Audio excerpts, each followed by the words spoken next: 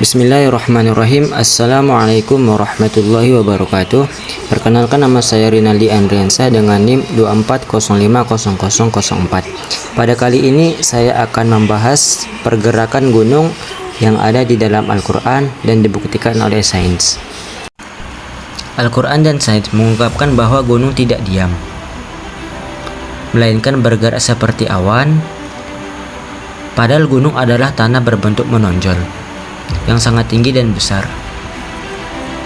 Gunung biasanya terbentuk dari gerakan tektonik lempeng, gerakan erogenik, dan atau gerakan epiogenik. Sementara pergunungan adalah kumpulan atau barisan dari gunung. Gunung merupakan salah satu bagian dari ciptaan Allah Subhanahu wa Ta'ala. Dijelaskan bahwa gunung dapat menimbulkan aktivitas dan itu atas kehendak Allah Azza wa Jalla. Secara jelas, memang gunung tampak diam dan solid. Namun sejatinya gunung tidaklah seperti yang kita lihat. Ada pergerakan yang tidak bisa dideteksi oleh manusia awam. Para ahli dari Cina mengatakan bahwa gunung Everest setiap tahun berpindah 4 cm dan total sudah 40 cm ke arah utama dalam 10 tahun terakhir.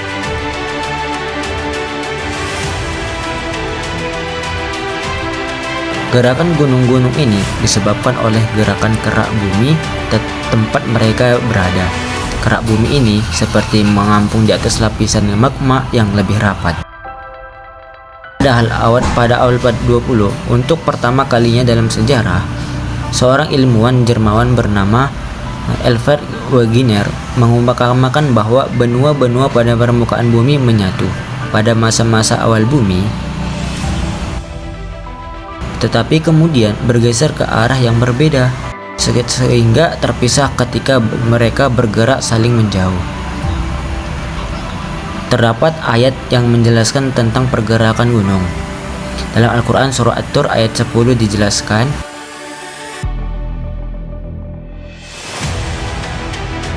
yang artinya, dan gunung berjalan, berpindah-pindah.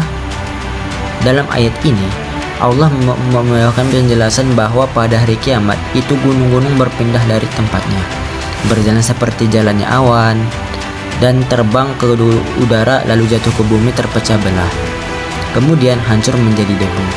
Laksana bulu yang ditembangkan angin, berguncangnya langit dan berterbangnya gunung-gunung ialah sebagai pemberitahuan dan peringatan kepada manusia bahwa mereka tidak akan dapat kembali ke dunia karena ia telah musnah dan telah terjadi alam baru, yaitu alam akhirat.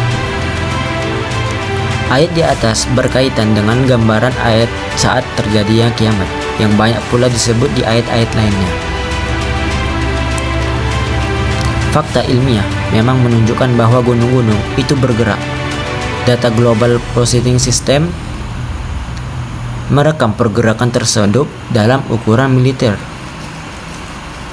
Sebagai contohnya adalah pulau-pulau terluar di sebelah barat Sumatera yang bergerak ke arah timur laut sebenarnya 50-60 meter per tahun.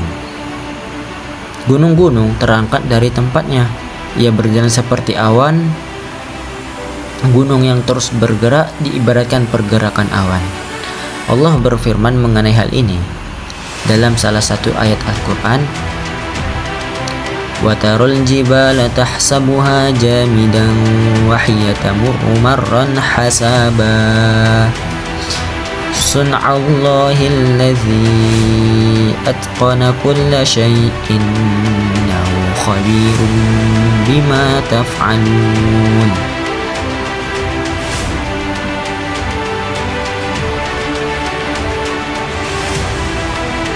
Yang artinya, dan kamu lihat gunung-gunung itu, kamu sangka dia tetap di tempatnya, padahal ia berjalan sebagai jalannya awan.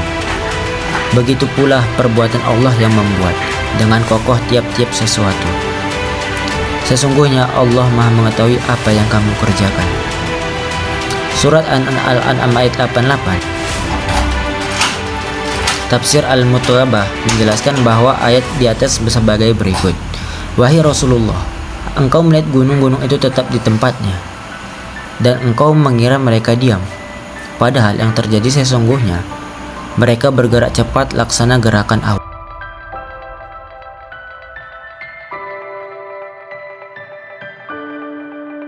Seiring dengan perkembangan zaman, peneliti berhasil mendapatkan bahwa sesekali informasi tentang bumi yang telah terungkap tentang formasi struktur secara geologis dan proses internal bumi dan gunung yang sekarang tidak lagi dipandang sebagai wujud badan yang solid dan rigid kaku.